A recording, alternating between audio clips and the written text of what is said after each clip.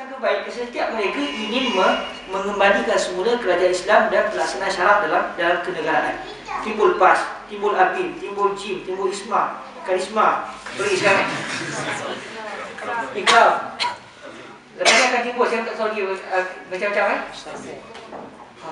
pada kau apa ya?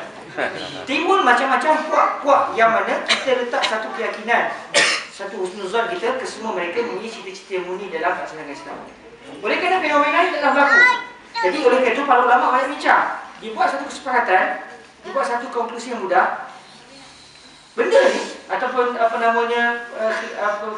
kumpulan yang ramai ataupun jamaah yang ramai ini, selagi mana mereka ni tidak bertentangan, mana mereka bersepakat dalam benda-benda yang baik dan tidak membawa kepada perpecahan, maka tidak bermasalah berlaku ta'alluq jemaah. Peringkat awal, peringkat asal. Dan ia juga disebutkan oleh Syekh Fatih Akan dalam kitab dia It's fi harakat Islamiyah, fi harakat Islam, gitulah lebih kurang. Banyak peringkat sebab pertama dia tak ada dari segi hukum asal tak jelas, tak ada secara. Sebab benda ni fenomena baru yang tak berlaku pada zaman-zaman sebelum ni. Dulu ada khilafah Islamiyah. Siapa yang tak bersama khilafah Islamiyah dia buruh. Jelas, senang lah. Tapi bila dah jatuh khilafah Islamiyah, masing-masing pula nak mendirikan kerajaan Islam. Jadi kepala macam asal. Masing-masing dia berfikiran. Akhirnya menyebabkan berlakulah ta'adud yang berbagai. Cuma para hadirin rahmati Allah SWT, Syekh Fatih Akan menyatakan, walaupun dari segi hukum asalnya begitu, tetapi realiti yang berlaku tidak seperti itu. Maknanya asal hukum Islam tak ada hukum al-asul asyad ibarat. Cuma adakah membawa kepada darar atau tidak? Dia buat kesimpulan, kalaulah perselisihan atau kumpulan yang ramai ini dia boleh bersatu dan dia tidak bertengkar, dia tidak saling menjatuh, maka tak ada masalah sebab masing-masing berusaha untuk meninggikan kerajaan Islam. Sampai Syekh Yusuf Qadhi mengkiaskan seakan-akan mereka ini adalah seperti mazhab fiqh. Ada ramai, tapi semua sama saja keadaan untuk Islam yang sama. Cuma para hadirin, Syekh Fatih Akan mengatakan realiti yang berlaku tidak akan jadi seperti itu. Masing-masing akan bertelagak, masing-masing akan jatuh. Dan atas sebab itu beliau pandangan ta'alluq jemaah ini, kalau sudah ada satu jemaah di satu negara, maka tak perlu tubuh jemaah yang lain. Kerana tubuh jemaah ni bagus sebab tak berhati. Saya mudah. Di Malaysia kita lepas. Kadang-kadang dalam macam-macam perangai. Idea. Ada orang bagi idea tak setuju, dia keluar buat tubuh kumpulan baru. Akhirnya apa yang berlaku akan memperbanyakkan kumpulan. Sedangkan kita nak menghadapi tekanan yang lebih besar. Kita menghadapi dugaan ataupun cubaan yang lebih besar. Yang ada tak cukup, dia pecahkan lagi. Yang dah pecah tu akan pecah lagi. Pecah lagi. Akhirnya kita bermain-main dengan angka.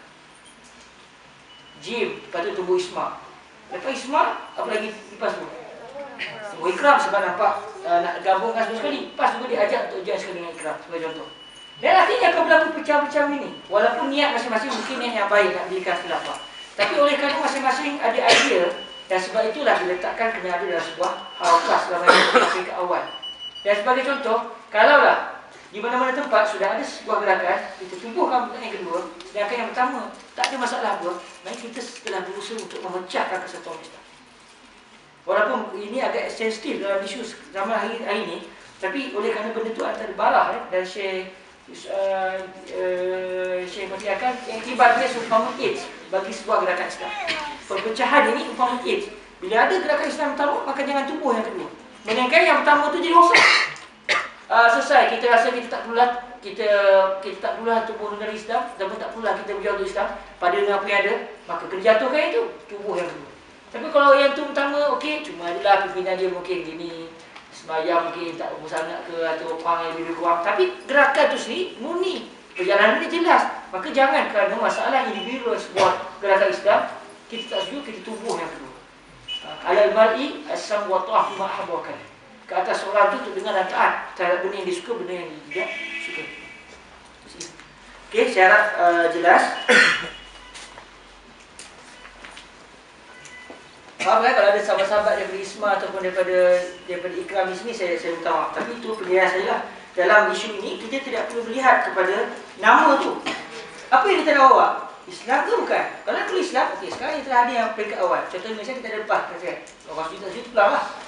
Okey, dah ada yang tu, apa kena yang tu? Kalau dah katakan dari segi sejarah yang berlaku terbalik pula, mula dah ada yang Ikram pertama, maka kenapa tubuh empat pada yang Ikram? Sebab benda sama kita nak buat. Lain kalau seorang nak buat Islam, seorang nak buat sekular, okey, kena lawan. Tapi kalau benda yang buatlah sama, maka mengapa kita memperbanyakkan? Dia ada satu kaedah dalam usul fiqh disebut tahsilul hasil batil. Dalam satu kaedah usul fiqh, menghasilkan benda yang telah terhasil adalah satu kebatilan.